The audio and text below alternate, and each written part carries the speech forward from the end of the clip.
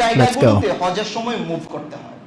এখানে যে স্থানগুলো লিখছি এর বাহিরে একটা স্থানও নাই। 5টি তারিখে 6 জায়গায় 9 কাজ করার নাম হজ। এই পাহাড়ে দাঁড়িয়ে বিদায় হজ্জের ভাষণ দিয়েছে। কাবা থেকে আনুমানিক 20 কিলোমিটার।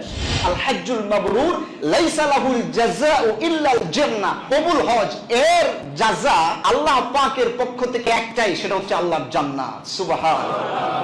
1997 এর দিকে এই মিনাতে আগুন লেগে যায়। 340 জনের মতো হাজী তখন শহীদ হয়েছে। বাংলাদেশের গাছ আরাফার মাঠে আছে না, প্রেসিডেন্ট জিয়াউর রহমান উনি বলেছিলেন বাদশা ফাহাদকে, বাদশা আমার দেশের গাছ কেমনে পরিচর্যা করতে হয় এটা আপনার দেশের লোকে বুঝবে না, বুঝবে আমার দেশের লোকেরা। এজন্য এই গাছগুলো পরিচর্যার দায়িত্ব আমাদের বাংলাদেশি প্রবাসীদেরকে আপনি দেন। আল্লাহু আকবার, আল্লাহু আকবার, ওয়ালিল্লাহিল হামদ।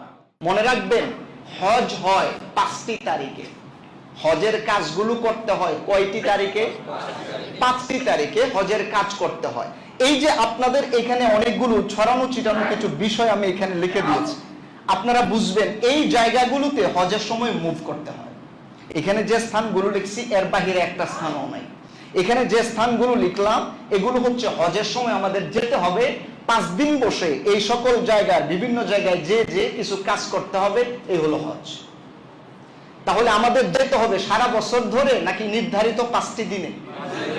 বলেন তো নির্ধারিত কয়টি দিন বা 5টি তারিখ বলেন? নির্ধারিত কয়টি তারিখ? 5টি তারিখ। আর এই যে ছড়ানো ছিটানো বিভিন্ন জায়গা আমি এঁকে রেখেছি, এগুলো হচ্ছে হজের জায়গা যেখানে আমাদের যেতে হবে। আপনি যদি গুনতে থাকেন তাহলে এই সমস্ত জায়গার সংখ্যা হবে 6টি। স্থান কয়টা? তারিখ কয়টা? 5টা। তো এখন কামেরও তো একটা বিধান আছে। কাম নির্ধারিত 9টা, কাজ কয়টা? 9টা।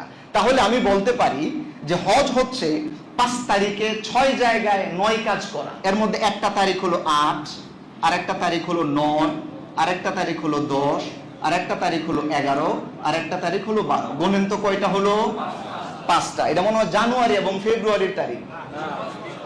কোন মাসের তারিখ? জিলহজ মাসের তারিখ লিখছি নাকি জানুয়ারি, ফেব্রুয়ারি, ডিসেম্বর? না না, এটা জিলহজ মাসের তারিখ। জিলহজ মাস কোনটা?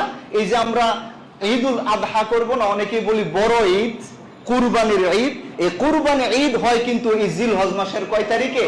10 তারিখে। আর এই মাসেরই 8 তারিখ, 9 তারিখ, 10 তারিখ, 11 তারিখ এবং 12 তারিখ, এই 5টি তারিখে হাজিরা হজের কাজগুলো আদায় করেন। বলেন তো তারিখ কয়টা? স্থান কয়টা? আরো জোরে বলেন, স্থান কয়টা? কাম কয়টা?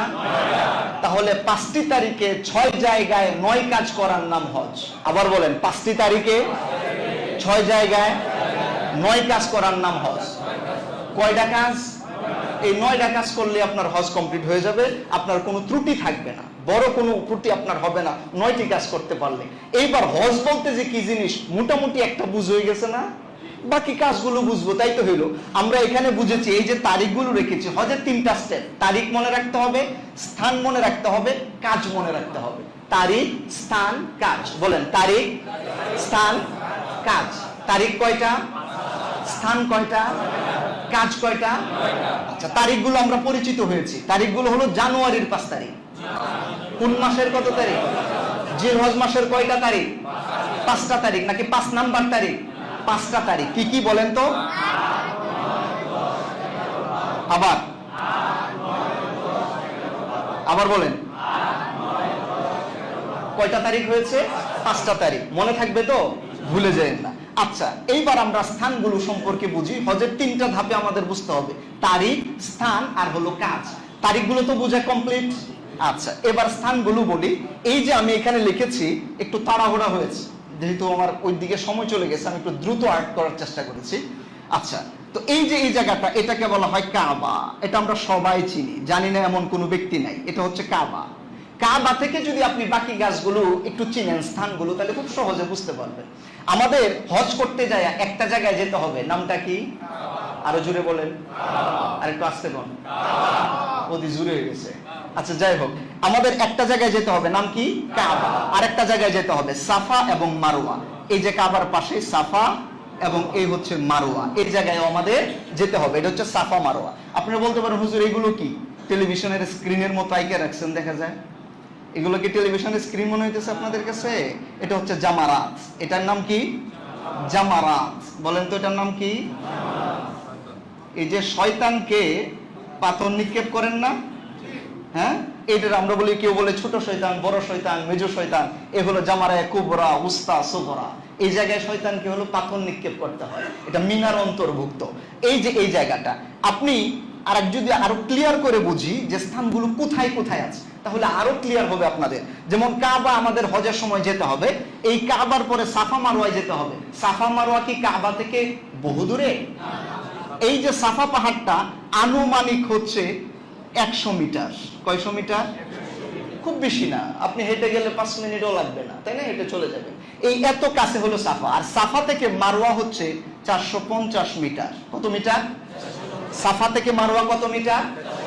আর সাফাটা কাবা থেকে মাত্র 100 মিটার প্লাস মাইনাস এরকম কিছু হবে। তাহলে কাবা থেকে আমাদের আরেকবার একটা জায়গায় যেতে হবে হজের কার্যক্রমের মধ্যে। কোন দিন কোথায় যাব সেটা আমি বলে দিচ্ছি, কিন্তু বাই সিরিয়াল আমি একটু জায়গার নামগুলো পরিচয় করে দিতে চাই আপনার সাথে। তো এই যে সাফা এবং মারওয়া আমাদের যেতে হবে কাবা থেকে খুব কাছে, এখানেও হজের সময় যাওয়া লাগবে। আরেকটা জায়গায় যেতে হবে জামারাত, যেখানে শয়তানকে কি করা হবে? কঙ্কন নিক্ষেপ করা হবে। এটা কোথায়? কাবা থেকে পূর্ব দিকে। কাবা থেকে, আর আপনি যদি অ্যাকুরেট একদম ক্যালকুলেটর নিয়ে তারপর হলো স্কেল নিয়ে বসেন, তাহলে পূর্ব দক্ষিণ দিকে, আর বলতে গেলে পূর্ব দিকে। কাবা থেকে পূর্ব দিকে হচ্ছে জামারাত। কত কিলোমিটার দূরে জানেন? 5 কিলোমিটার প্লাস। কত কিলোমিটার? ধরেন 5 কিলোমিটার।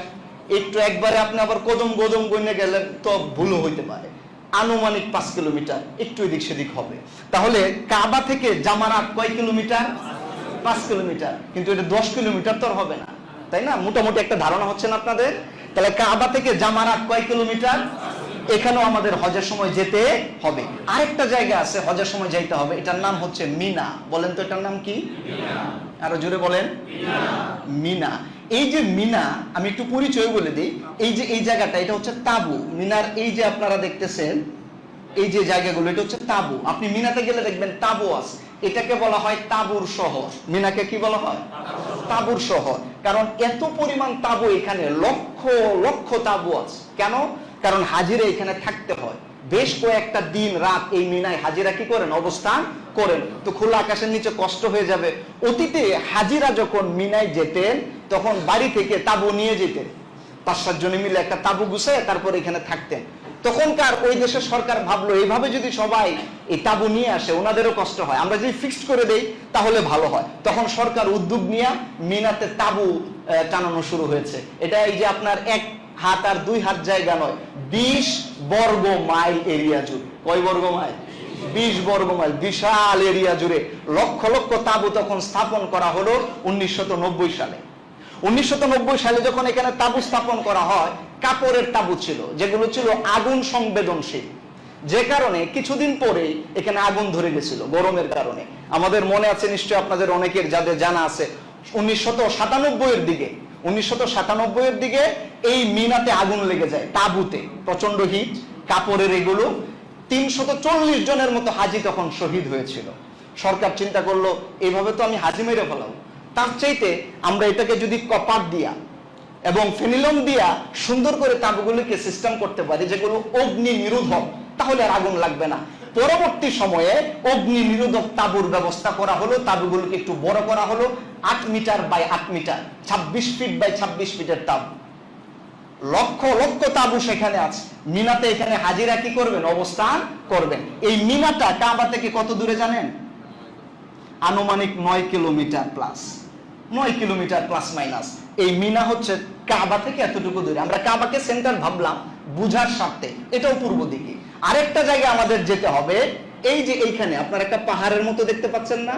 এই যে পাহাড়ের উপরে এরকম একটা খুঁটির মতো, এটা হচ্ছে আরাফার পাহাড়, যাকে বলা হয় জাবালে রহমা। যাকে কি বলা হয়? আরো জোরে বলেন, কি পাহাড়?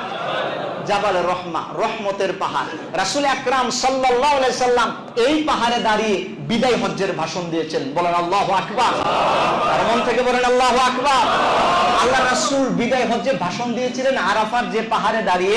এই যে পাহাড়টা, এটা হচ্ছে কাবা থেকে আনুমানিক 20 কিলোমিটার প্লাস মাইনাস। রাস্তায় যদি আপনি ঘুরে এদিক সেদিক যান তাহলে 5-10 কিলোমিটারও অ্যাড হইতে পারে, আরো 3-4 কিলোমিটার মাইনাসও হতে পারে।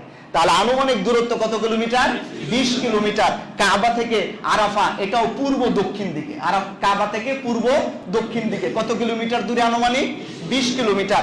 এইখানে দাঁড়িয়ে রাসূল বিদায় হজ্জের ভাষণ দিয়েছিলেন। একটা আয়াত এই পাহাড়ের উপর নাজিল হয়েছিল, আল ইয়াউমা আকমালতু লাকুম দীনাকুম ওয়া আতমামতু আলাইকুম নি'মাতি ওয়া রাদিতু লাকুমুল ইসলাম দীনা। আল্লাহু আকবার বলেন। আল্লাহ পাক এই পাহাড়ের উপর আয়াত নাজিল করছিলেন। এই পাহাড়ের এরিয়াটাকে বলা হয় আরাফার মাঠ। আল্লাহু আকবার বলেন। কিসের মাঠ বলা হয়? কেন আরাফার মাঠ বলা হয়? আদম আলাইহিস সালাতু ওয়াস সালাম এবং মা হাওয়া আলাইহাস সালাতু ওয়াস সালাম ওনারা যখন এই পৃথিবীতে আল্লাহ এক একজনকে এক এক জায়গায় পাঠালেন, একটা সময় আইসা এই আরাফার মাঠে দুইজন পরিচিত হয়েছিলেন। আরবিতে পরিচয়কে বলা হয় উরফুন, আরাফা। পরিচয়কে কি বলা হয়? এই জন্য এই জায়গার নাম হয়ে গেছে আরাফার মাঠ। এবং আরেকটা বিষয় আছে নামকরণের কারণ, হযরত ইব্রাহিম আলাইহিস সালাতু ওয়াস সালামকে আল্লাহ বলেছিলেন ওয়া'আদ্দিন বিন-নাসি ফিল হজ, মানুষদেরকে হজের দাওয়াত দাও। হজের দাওয়াত দিল। আল্লাহ হজ কেমনে করবো এটা তো বুঝতে পারতেছি না। জিবরিলকে বললেন, জিবরিল তুমি বলে দাও এইভাবে এইভাবে হজ করতে হয়। জিবরিল আরাফার মাঠে এসে বললেন এইভাবে এইভাবে হজ করতে হয়। হাল আরাফতা মানে কি বুঝছেন? আরাফা মানে চিনা, আরাফা মানে বুঝা। হাল আরাফতা ইব্রাহিম আলাইহিস সালামকে জিবরিল জিজ্ঞেস করে। জিবরিল আমিনের উত্তর ইব্রাহিম আলাইহিস সালাম বললেন আরাফতু, আমি চিনছি, আমি বুঝছি। এরপর থেকে জায়গার নাম হয়ে গেছে আরাফা। আল্লাহু আকবার কোন না? নাম কি হয়ে গেছে? আরাফা। আরে হাতির ঝিলের নাম হাতি ছাড়া তো আর হয় নাই। এখানে নাকি হাতিরে গোসল করে তো পরে নাম কি হয়ে গেছে? হাতির ঝিল। তাহলে বুঝেন না আরাফা নাম থেকে যে আরাফা হইতে পারে? অসম্ভবের কি আছে? তো এই জায়গায় হচ্ছে আরাফা। এই জায়গায় আমাদের যেতে হবে। আরেকটা জায়গা আছে যাকে বলা হয় মুজদালিফা। বলেন তো কি বলা হয়? মুজদালিফা। এটা আরাফা থেকে আনুমানিক 9 কিলোমিটার প্লাস মাইনাস দূরে। এই আরাফা থেকে, কিন্তু এখান থেকে কাবা থেকে এটা মোটামুটি 11 কিলোমিটার প্লাস মাইনাস। 11 কিলোমিটার দূরে হচ্ছে কাবা থেকে। আরাফা থেকে একটু কাছে। এই মুজদালিফায়ও আমাদের যেতে হবে হজ করার জন্য। এইখানেরও একটি আয়াত আছে মুজদালিফার একটা ফিক্সড জায়গা সম্পর্কে, ফাইদা আফাদতুম মিন আরাফাতিন ফাযকুরুল্লাহা ইনদাল মাশআরিল হারাম। এই মাশআরুল হারামটা হচ্ছে মুজদালিফায়। মাশআরুল হারামটা কোন জায়গায়? মুজদালিফায়। এই ব্যাপারও আছে। তাহলে আমাদের মনে আছে কিনা হজ করতে যায় 3টা স্টেপ আমাদের জানতে হবে। একটা হচ্ছে তারিখ, আর একটা হচ্ছে স্থান, আর একটা হচ্ছে কাজ। আর হজ বলা হয় 5টি তারিখে 6 জায়গায় 9 কাজ করা। 5টি তারিখে কয় জায়গায় কয় কাজ করা? আমরা তারিখ সম্পর্কে পরিচিত হয়েছি।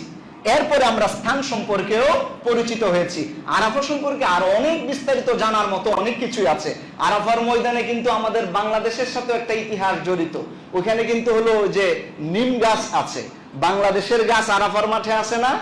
আমাদের মরহুম জিয়াউর রহমান উনি কিন্তু এই যে একটা সময় কাবায়, ইতিহাস অনেক লম্বা, কাবা দখল করে ফেলতেছিল স্বনাম ঘোষণাকারী একজন ইমাম মাহাদি, ভণ্ড ইমাম মাহাদি কাবা দখল করছিল একটা সময়। তখন ওনার থেকে যখন যৌথভাবে এইদের থেকে কাবাকে রক্ষা করা হলো, বাদশাহ ফাহাদ তখন বিভিন্ন দেশের প্রধানমন্ত্রী যারা ছিল বা রাষ্ট্রপতি যারা ছিলেন ওনাদেরকে ইনভাইট করেছিলেন। সম্ভবত এটা 70 দশকের কথা। তখন আমাদের দেশের যিনি প্রেসিডেন্ট ছিলেন উনিও গিয়েছিলেন কাবায়। তখন নিয়ে যাওয়ার সময় এক বাদশারে কিছু হাদিয়া দিতে হয় না, তখন নিম গাছের চারা নিয়ে গেছে। ওনার নিয়তে ছিল যে এটা সৌদি আরবে লাগানো হবে, বাংলাদেশের একটা স্মৃতি যেন থাকে। উনি আজকে নাই, কিন্তু উনার কথাগুলো এখনো হাজিরা স্মরণ করে। আল্লাহু আকবার পড়েন। তখনকার এই যে নিম গাছগুলো আরাফাতে স্থাপন করা হলো, তখন আমাদের মরহুমের প্রেসিডেন্ট জিয়াউর রহমান উনি বলেছিলেন বাদশাহ ফাহাদকে, বাদশাহ আমার দেশের গাছ কেমনে পরিচর্যা করতে হয় এটা আপনার দেশের লোকে বুঝবে না, বুঝবে আমার দেশের লোকেরা। এজন্য এই গাছগুলো পরিচর্যার দায়িত্ব আমাদের বাংলাদেশি প্রবাসীদেরকে আপনি দেন। তখন বাদশাহ বাংলাদেশি প্রবাসীদেরকে দায়িত্ব দিয়েছিল। আজ অব্দি এই গাছগুলো সেই ইতিহাস স্মরণ করতেছে। আমরা সকলেই পড়ি আলহামদুলিল্লাহ। এই যে আরাফার ময়দানে কিন্তু এই গাছগুলো আছে। তাহলে আমরা 3টি ধাপের ব্যাপারে, তারিখ, স্থান, কাজ, এর ভিতর আমরা তারিখ সম্পর্কে জানলাম, এরপর আমরা স্থান সম্পর্কে মোটামুটি জেনেছি। তাহলে স্থান কয়টি বলেন তো? কয়টি? তারিখ কয়টি? বাকি আছে হলো কাজ। এবার কাজ জানলেই হজ শেষ। এবার আসুন আমরা হজ কাজও করব। এতক্ষণ তো আমরা জায়গা সম্পর্কে জেনেছি, এবার আমরা জায়গায় যাব ইনশাআল্লাহ। সবাই প্রস্তুত আছেন তো? আমাদের কাজ শুরু হবে 8 তারিখ থেকে। বলেন কয় তারিখ থেকে? হাজী সাহেবরা প্রস্তুত? সবাই প্রস্তুত? এবার আমরা কাজ শুরু করি। 8 তারিখ থেকে আমাদের কাজ শুরু। মনে রাখতে হবে কাজগুলো, কাজটা আরেকটু সহজ করে দেই তাহলে মনে থাকবে। মোট কাজ তো 9টা, 3টা কাজ হলো ফরজ। কয়টা কাজ ফরজ? আর 6টা কাজ হচ্ছে ওয়াজিব। এই হলো 9টা। 6 আর 3 কত হয়? মনে রাখার একটা কৌশল আছে, সেটা হচ্ছে ফরজের দ্বিগুণ হচ্ছে ওয়াজিব। ফরজের, আবার বলেন, ফরজের, ফরজ কয়টা? ওয়াজিব কয়টা? তারিখ কয়টা? স্থান কয়টা? ভুলার কোন অপশন আছে? ভুলবেন না। এইবার দেখেন 3টা কাজ হলো ফরজ, এর মধ্যে একটা হচ্ছে ইহরাম, নিয়ত করে ইহরাম বাঁধা, আরাফার ময়দানে অবস্থান করা, শেষে হচ্ছে কাবাকে তাওয়াফে ইফাজা করা। এই 3টা কাজের কোনো একটা যদি ছুটে যায় আমাদের হজ আর হবে। তাহলে সবাই একটু সাবধান থাকেন, কাজ যেন এটা ছুটে না যায়। তাহলে প্রথম কাজ যেটা, সেটা হচ্ছে 8 তারিখে শুরু হবে। কয় তারিখে? এই 8 তারিখের এই শুরুর কাজটার জন্য নির্ধারিত স্থান নাই। আপনি হোটেলে বসেও নিয়ত করতে পারেন, কাবায় বসেও নিয়ত করতে পারেন, যেখানে আছেন সেখান থেকেও নিয়ত করতে পারবেন, কারণ নিয়তের জন্য তো স্থান জরুরি না।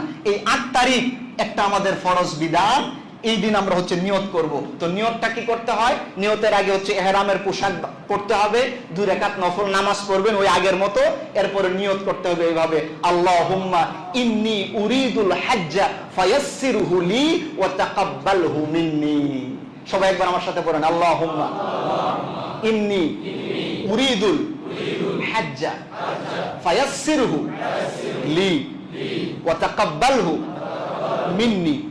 আল্লাহ, আমি হজের নিয়ত করেছি, আমার এই হজের কাজ সহজ করুন, আমার জন্য কবুল করুন। আল্লাহুম্মা আমিন। ইহরামের পোশাক পরে ফেলছিলাম নামাজের আগে, এখন নিয়ত করছি। সবাই সবাই নিয়ত করছেন না? এবার কিন্তু 8 তারিখের কাজ, মূল কাজ, ফরজ কাজ শেষ। বুঝতে পারতেছেন? 8 তারিখের মূল ফরজ কাজ শেষ। এইবার আমরা চলে যাব, সবাই তো ইহরামের পোশাক বাঁধলাম, আজকে একটু 2 মিনিট পরেই বলি, ইহরামের পোশাক বাঁধলাম। এবার আমরা চলে যাচ্ছি হচ্ছে, এই যে ইহরামের পোশাক বেঁধেছি, এটা 8 তারিখে ওয়াজিব কাজ না ফরজ কাজ? 3টা ফরজের একটা অলরেডি শেষ। এবার আমরা 8 তারিখ রওনা দিয়া চলে যাব মিনায়। এই যে মিনা, আমি মিনার সাথে 8 তারিখটাকে ফিক্সড করে দিলাম, 8 তারিখ কাজ করে মিনায় নিয়ে আসলাম। আমার 8 তারিখের ফরজ কাজ শেষ। এই যে ইহরামের পোশাক পরেছিলাম, নিয়ত করে এই মিনাতে চলে এসেছি। এসে আমার কাজ কি? এই মিনাতে, এই 8 তারিখ, আমি এখানে তারিখটা লিখতেছি, মিনাতে আসবো জোহরের নামাজের সময়। কোন সময়? জোহরের নামাজের সময়। আপনাকে যারা লোক থাকবে, গাইড থাকবে, আপনাকে ডিটেলস বলে দেবে, সেটা তো ভিন্ন কথা। আমরা মৌলিক বিধানগুলো পালন করি। এই 8 তারিখে এখানে এসে জোহরের সময় জোহরের নামাজ আদায় করবো। জোহরের পরে কি? আসরের নামাজ আদায় করবো। এরপরে কি? মাগরিব, মাগরিবের নামাজ আদায় করবো। এরপরে কি? ঈশা, ঈশার নামাজ আদায় করবো। এরপরে কি?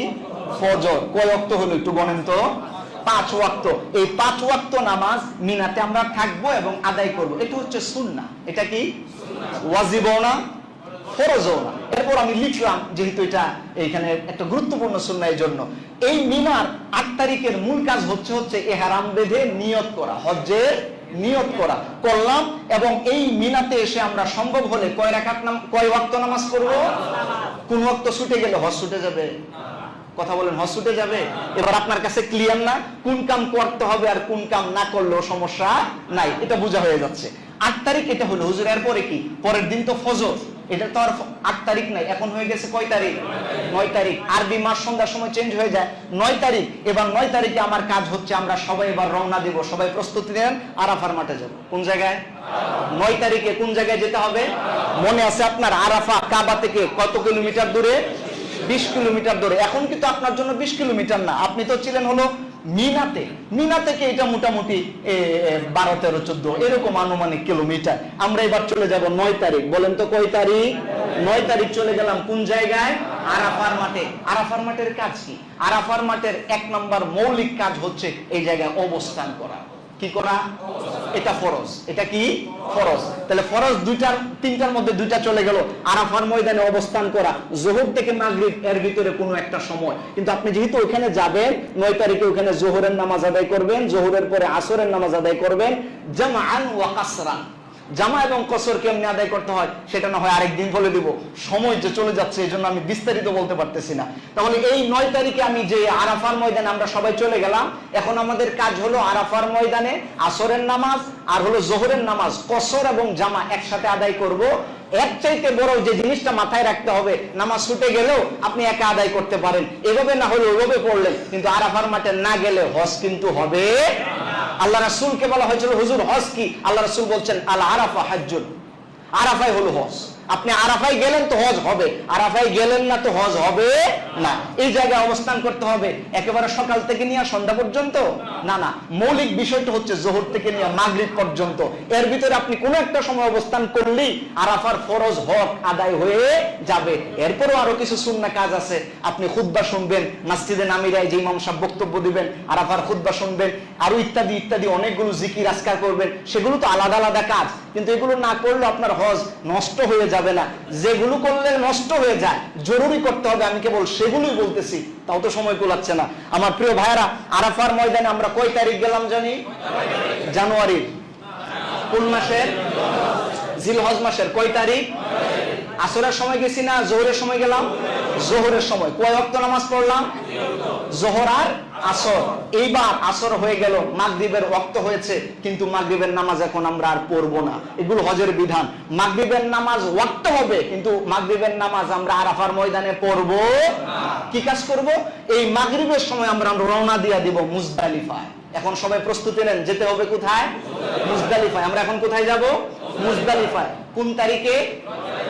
9 তারিখ শেষ হইয়া গিয়া 10 তারিখের সন্ধ্যা, কারণ আরবি মাস তো সন্ধ্যার সময় চেঞ্জ হয়ে যাচ্ছে। তাহলে 9 তারিখ সন্ধ্যা পর্যন্ত তো 9 তারিখে ছিল, মাগরিবের পরে কি আর 9 আছে? এটা কত হয়েছে বাবা? 10 তারিখ রাত। এই 10 তারিখ রাতে মাগরিবের ওয়াক্ত হইলে পরে আমরা আরাফা থেকে মুজদালিফার উদ্দেশ্যে রওনা দিব। বলেন তো তখন কয় তারিখ? 10 তারিখ রাত। 10 তারিখ রাতে এই মুজদালিফায় এসে আমাদের হচ্ছে এই 10 তারিখে কি নামাজ জানি পড়লাম না ওইখানে? এই নামাজ এখানে পড়তে হবে। মাগরিবের পরের নাম কি? ঈশা। এই দুই নামাজ জামা এবং কসর একসাথে আদায় করতে হবে মুজদালিফায়। মুজদালিফায় একটা ওয়াজিব কাজ আছে। আমাদের ওয়াজিব ছিল কয়টা? আপনারা ভুলে গেছেন? ওয়াজিব ছিল কয়টা? এইখানে একটা ওয়াজিব আমাদের রয়েছে। এই যে আমি একটু ওয়াজিব যেখানে, এখানে একটা স্টার চিহ্ন দেই, আপনাদের মনে থাকবে। এখানে এসে ফজরের নামাজ থেকে শুরু করে সূর্য উদয় পর্যন্ত এর ভিতরে কোনো একটা সময় এই জায়গায় থাকা, এটা হচ্ছে মুজদালিফার ওয়াজিব। মুজদালিফার ওয়াজিব কাজটা কি? ফজরের নামাজ থেকে সূর্য ওঠার আগ পর্যন্ত এক মুহূর্ত হলেও মুজদালিফায় থাকা, এটা না, এটা হচ্ছে ওয়াজিব কাজ। আমরা তো এসে বসছি মাগরিবের পরে রওনা দিয়া, এবার আধা ঘন্টা লাগুক 2 ঘন্টা লাগুক এসে পৌঁছেছি। মাগরিব এবং ঈশা একসাথে জামাত আদায় করে আপনি শুয়ে গেলেন বা ইবাদত করলেন। ফজরের নামাজের সময় ফজর আমরা পড়লাম, এইবার এই যে ফজরের পরে একটু দাঁড়াইলাম, এটাই আমাদের মুজদালিফার ওয়াজিব কাজ আদায় হয়ে গেছে। এবার আমরা কি করব? সূর্য ওঠার আগে রওনা দিব। কি উঠার আগে? কোথায় যাব? এবার আমাদের গন্তব্য হচ্ছে মিনা। এবার আমরা যাব কোথায়? সবাই প্রস্তুত? ঘুম থেকে উঠছেন, ফজরের নামাজ পড়ছেন, কিছু অবস্থান হয়েছে, এবার আমরা যাবো কোথায়? মিনা। এই হজের কাজ কিন্তু চলতেছে, হজের কাজ কিন্তু চলতেছে। তারিখ কত তারিখ? আরো জোরে বলেন, কয় তারিখ? 10 তারিখ আমরা রওনা দিয়েছি মিনার উদ্দেশ্যে যাব। এখানেও আমি বাবা 10 তারিখটা লিখি, তাহলে আপনার মনে থাকবে। 10 তারিখ এখন কি সন্ধ্যা না ফজরের পরে? ফজরের পরে মিনাতে এসে আমাদের ওয়াজিব কাজ আদায় করতে হবে। কি কাজ? ওয়াজিব কাজ। এই যে 10 তারিখ আমি এখানে লিখলাম, 10 তারিখের প্রথম ওয়াজিব কাজ হচ্ছে কঙ্কর নিক্ষেপ করা। কি নিক্ষেপ করা?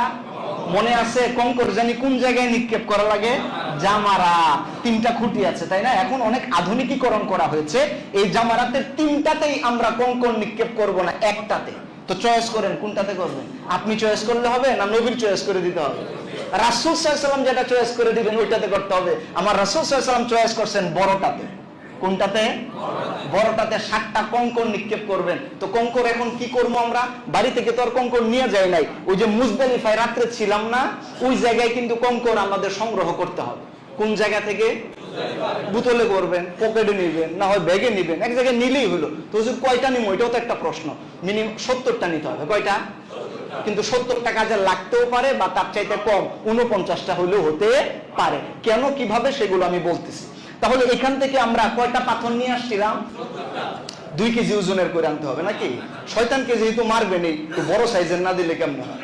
এটা কিন্তু জরুরি না, ছোট ছোট একদম দানা দানা পরিমাণ নিয়ে আসবেন। কারণ আপনি পাথর মারতে যায় যদি আরেক শয়তানের নাম মেরা আশরাফুল মাখলুকা 3 সেন্টে মেরে দেন, তাহলে তো মার্ডার কেসের আসামি হয়ে যাবে। হিসাব করে নিতে হবে ছোট ছোট করে। এখান থেকে আমরা নিয়ে গেলাম কয়টা কঙ্কর জানি নিয়েছিলাম পকেটে?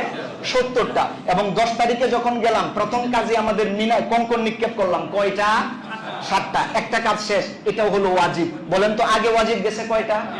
এখন একটা ওয়াজিব। কয়টা হলো? কয়টা থেকে কয়টা গেছে? 6টা থেকে 2টা গেছে। বাকি আছে কয়টা?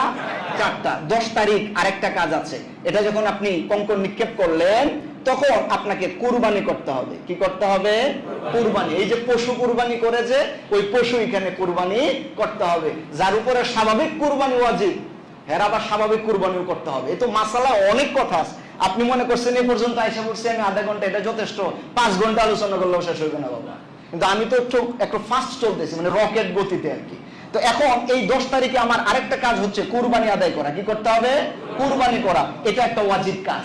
6টা থেকে 3টা চলে গেল। বাকি আছে কয়টা? 10 তারিখ আরেকটা কাজ আছে, সেটা হচ্ছে হলক, মাথার চুল কামানো। এই যখন আমি কঙ্কর নিক্ষেপ করলাম, তারপরে হলো কুরবানি করলাম, তারপরের সিরিয়াল আমি মাথার চুল কেটে ফেলবো।